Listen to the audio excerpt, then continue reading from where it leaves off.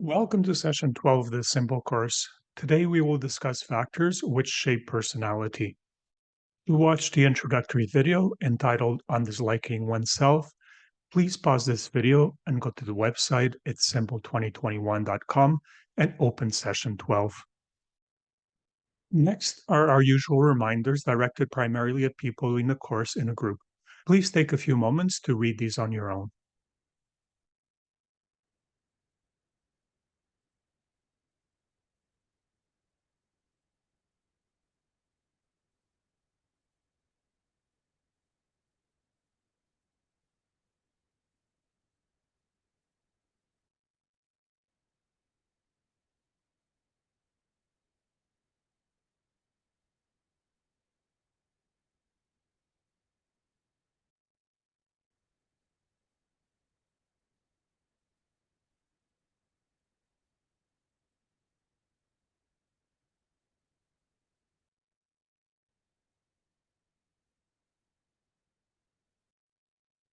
To watch this week's mindfulness practice video, please go to the website now. For people doing the YouTube course as part of a group, you can now pause for questions, comments, or feedback. Let's start by reviewing what we will do today. We will start with the simple manual session 12, What Shapes Personality? At the midway point, we will take a break. We'll then have time for discussion and time permitting for a reviewing of tools and strategies, as well as chain analysis practice. Please write down your homework now. Today is the second part of our discussion of personality. Let's start with the definition of personality. Personality is the characteristic set of behaviors, thoughts, and feelings that are present in an individual and evolve from biological and environmental factors. Previously in the course, we explored 1, classifications of personality, 2, theories of personality, biological and psychological, 3, psychodynamic personality models, eco-psychology and object relations, 4, personality development, focusing on Freud and Erikson. Today we'll discuss 2 factors that shape personality, temperament and character. In upcoming sessions of Simple, we will consider attachment disorders and traumatic stress, which are a major cause of personality disturbances, such as emotional dysregulation. Can you tell us what the difference is between temperament, character, and personality? Personality arises from the interaction of temperament and character. Let's look at what this means. The word temperament comes from the Latin temperamentum, meaning correct mixture. Temperament refers to the aspects of personality that are present from birth. It is also referred to as nature. Character comes from the Greek character, which is a stamping tool. Character refers to the aspects of personality that develop as a result of a person's environment and experiences. It is also referred to as nurture. Nature and nurture can't really be separated one from the other. In this course, we'll devote more time to exploring characterological than temperamental influences on personality. This emphasis is not meant to suggest that temperament isn't as important in the development of personality as character. As we will see when we talk about epigenetics, a parent's environment and experiences, which influences their character, also affects their genes and can be genetically passed on to their children. Is it helpful to consider temperament and character separately in order to better understand personality? Yes, let's start by looking at 2 temperamental typologies and theories. We previously discussed 3 temperament classifications. 1, Hippocrates and Galen's 4 temperaments, melancholic, phlegmatic, sanguine, and choleric. 2, Helen Fisher's hormone-driven directors, negotiators, builders, and explorers. And 3, the Big 5 or Ocean classification. Today, we'll discuss 2 other temperamental classifications and theories. 1, Chess and Thomas, and 2, W. Thomas Boyce's Orchids and Dandelions. We will also review epigenetic influences on temperament. These are the 3 most widely studied temperamental typologies. One is Hans Heisek's developmental personality trait theory, which holds that people exhibit consistent psychological traits present from birth, such as extroversion, deceitfulness, psychopathy, and neuroticism. As we saw, the emphasis in this approach is on identifying, describing, and measuring personality traits. Two, Jerome Kagan's classified babies by reactivity. The highly reactive exhibited high motor activity and crying at the unexpected appearance of an unfamiliar stimulus. The low reactivity exhibited minimal motor activity at the unexpected appearance of an unfamiliar stimulus. Three, Chess and Thomas grouped babies into easy, slow to warm up, and difficult categories. We will explore their work in more detail today, but first let's consider how psychologists study temperament. Psychology defines temperament as a biological bias for feelings and actions that first appears during infancy or early childhood and is then sculpted by environments into a large but still limited number of personality traits. Three qualities are considered as being fundamental in temperament. One, a person's variations in susceptibility to select emotional states. Two, their variation in the intensity of those states. And three, their variation in ability to regulate them. Temperament researchers typically study 6 temperamental dimensions. 1. Fearful distress. The types of behavior that include distress, wariness, and withdrawal when faced with a new stimulus or situation. 2. Irritability distress. The types of behavior that include distress when frustrated, fussiness, and crying, sometimes called frustration and anger. 3. Positive affect. The types of behavior that include cooperativeness, ability to approach others, frequency of laughter, smiling, and other positive behaviors, sometimes called sociability. 4. Activity level. The types of behavior that include the amount of gross motor activity, such as kicking and crawling. 5. Attention span and persistence. The types of behavior that include length of time a baby orients and attends to objects or events of interest. And 6. Rhythmicity. The types of behavior that include predictability, reliability of bodily functions such as bowel and bladder function, sleeping, and eating. These dimensions are the basis for classifications such as those of Chess and Thomas. In 1956, Alexander Thomas, Stella Chest, and Herbert Birch started a New York longitudinal study, which continued for several decades. It is regarded as a classical study into personality types and temperamental traits. The researchers observed the children's temperamental dimensions and then analyzed the behavioral profiles of the children in an endeavor to find correlations among these characteristics. They found that certain attributes seemed to cluster together. This clustering seemed to point towards 3 general types of temperament. 1. The easy children.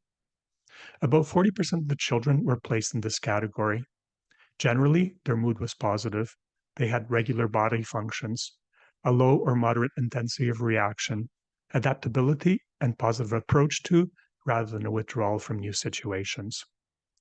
In infancy, these children seemed quick to establish regular feeding and sleeping schedules. 2. The difficult children.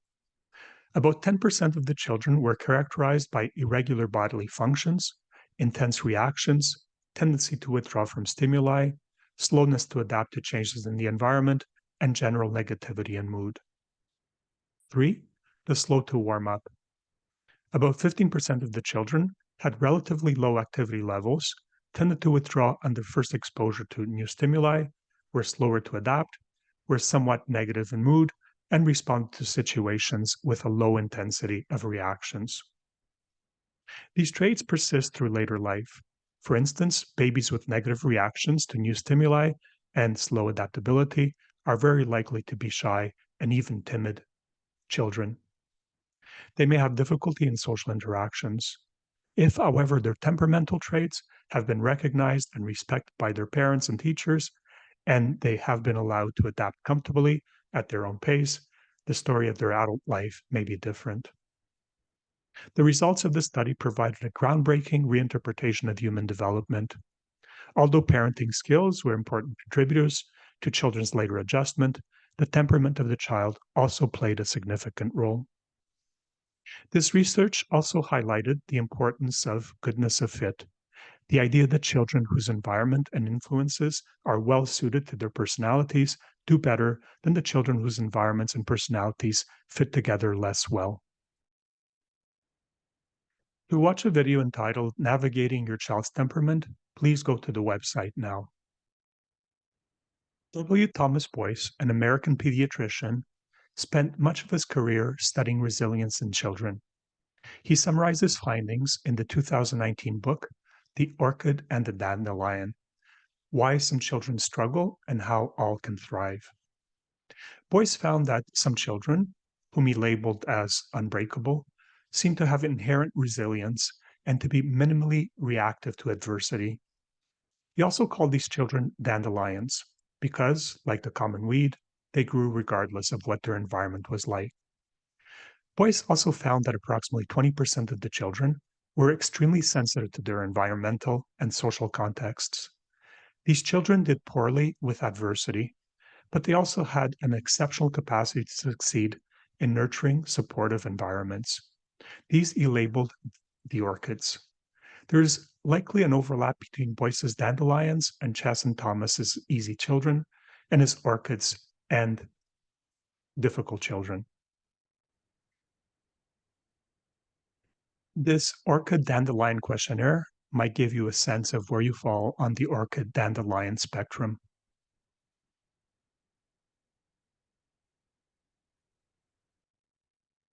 Do we know why some kids are resilient dandelions and others sensitive orchids?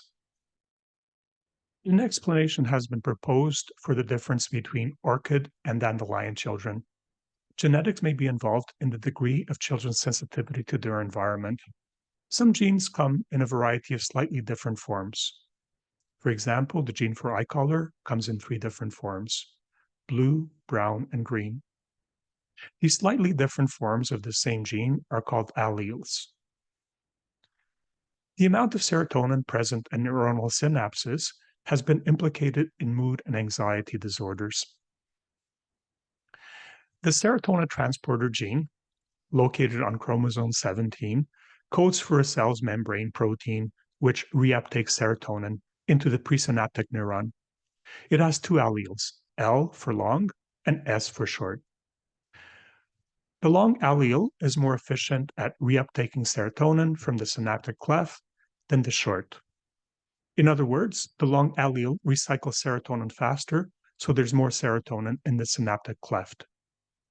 Because humans have 2 copies of the same gene, one from the mother, one from the father, they can have the following combinations of the short and long versions of the serotonin transporter allele: LL, SS, or SL. People with 2 L alleles whose serotonin is processed more efficiently at neuronal synapses are less likely to become anxious and depressed when faced with stress, followed by SLs and SS, who are the most likely to become anxious and depressed. Most commercially available DNA kits test for this allele. There are several other orchid dandelion alleles in other genes. These bar graphs depict how depression in 18 to 26-year-olds correlates with the alleles they carry and the amount of stress they've endured. The graph on the left correlates depression with the number of stressful life events. With 2 or less stressful events, there's very little difference in depression rates for all 3 possible allele combinations. With 3 or more stressors, on the other hand, the difference is significant, with the SS individuals having a much higher rate of depression. The graph on the right shows the same correlation, but instead of number of stressful events, it depicts maltreatment in childhood.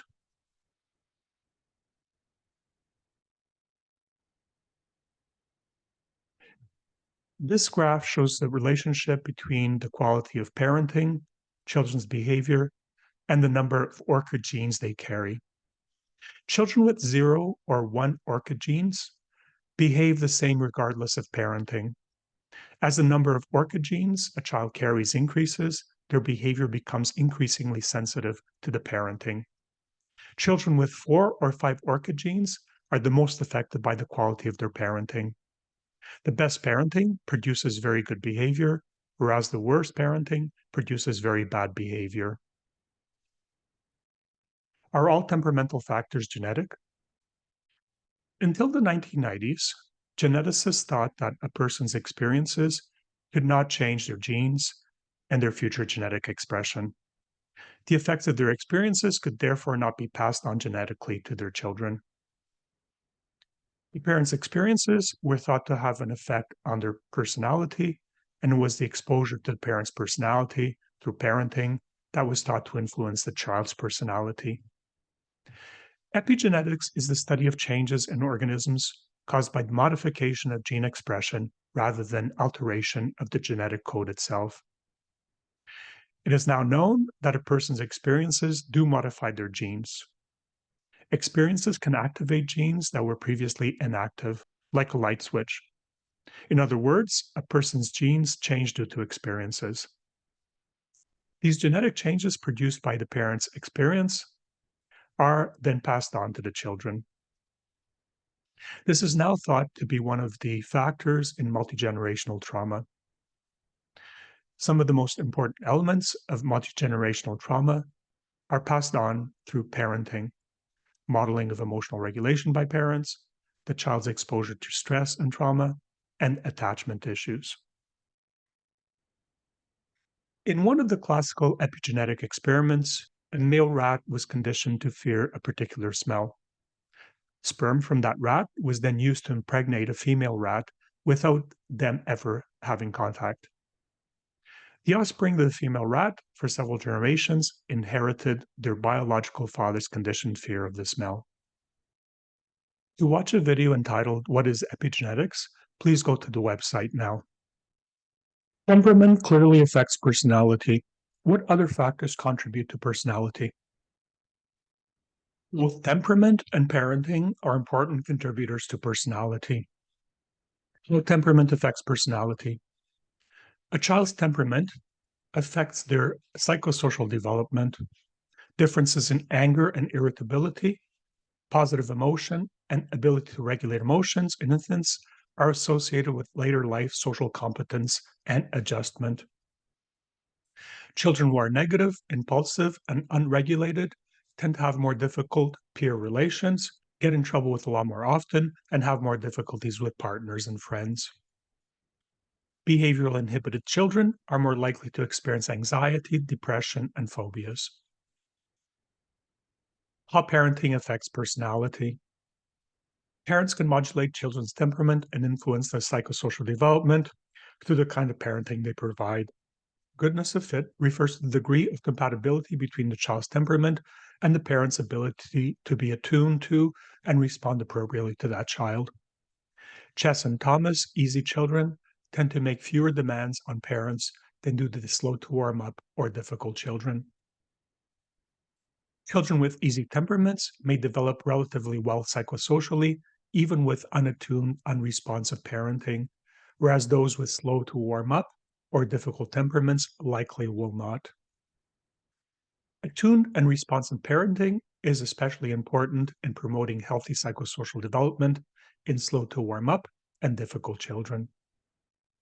If temperament is considered nature, is parenting considered nurture, or what the environment imprints on the person? Yes, so far we've explored temperament. Let's now discuss character, the other important contributor to personality. Character, how parenting, peers, and other important people and life experiences affect personality. Parenting, the activity of bringing up a child. Parenting can be done by intact families, single parents, siblings, communities, shared custody, foster and adoptive parents, or in institutional settings.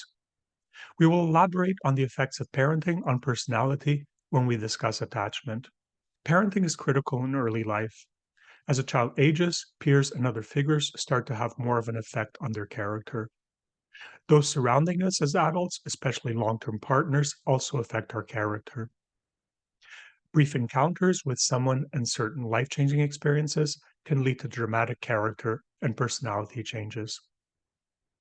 Stress and traumatic experiences are very important factors in character and personality formation. More on this later in the course.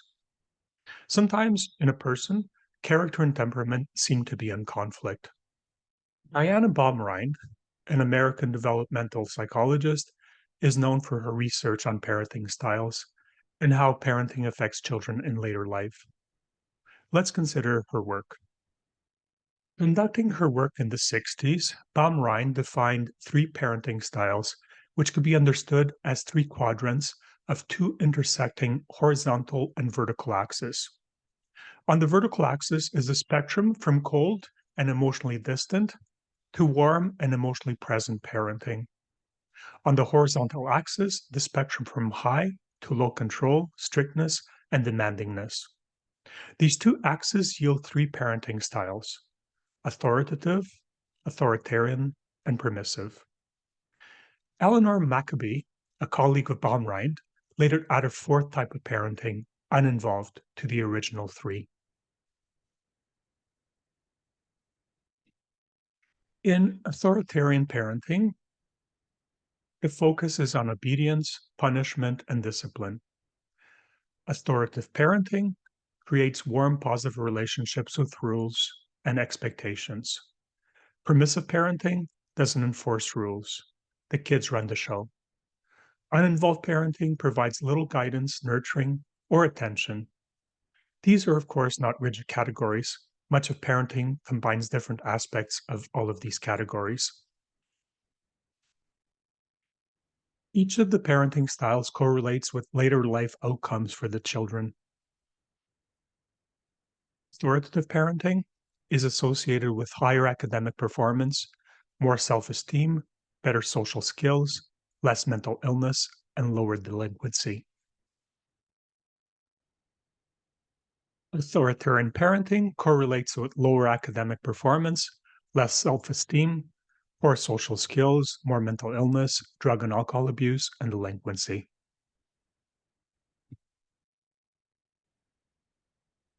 Permissive parenting correlates with impulsive behavior, egocentrism, poor social skills, and problematic relationships.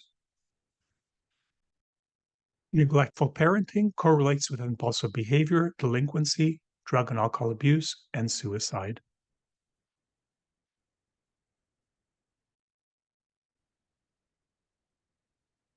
This slide summarizes the four previous ones, listing the traits in each of the four types of parenting and the statistical probability of certain life outcomes.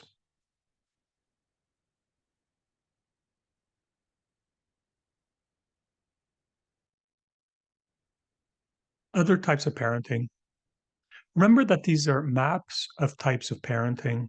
The actual territory is much more complex and doesn't fit neatly into a mold. Types of parenting we have discussed have been described in the academic psychological literature. Other types of parenting have been described in popular psychological literature. They include attachment parenting, in which parents are constantly present as they were in hunter-gatherer societies, free-range parenting, which allows kids to do their own thing from an early age, helicopter parenting, which pays extreme attention and micromanages the child's experiences and problems, and tiger parenting, which is strict and demanding parenting, particularly in terms of the child's achievements. Unlike Baumrind's four types, these types of parenting haven't been researched but are part of the popular culture. Are there other contributors to character besides parenting? Other contributors can be as or even more influential in personality development and parenting. They include 1. Belonging to a cultural, ethnic, racial, religious, or socioeconomic group. 2. Generational societal trends, such as described, for example, in Jonathan Haidt's The Coddling of the American Mind. 3. Misguided social expectations, pathologizing of unhappiness and social issues, and the expectation that for every problem, there is a simple technological solution, for example, medications. 4. marginalization of the kids who do not fall into the typically accepted social categories and who are temperamentally different from their parents and peers. For example, extroverted parents of an introverted child. On the PowerPoint presentation that you will find on the website, there's a review and practice component that covers the tools, techniques, and strategies that we have previously covered in the Symbol course. Looking over these slides will help you consolidate the material. Let's look at the homework for this session.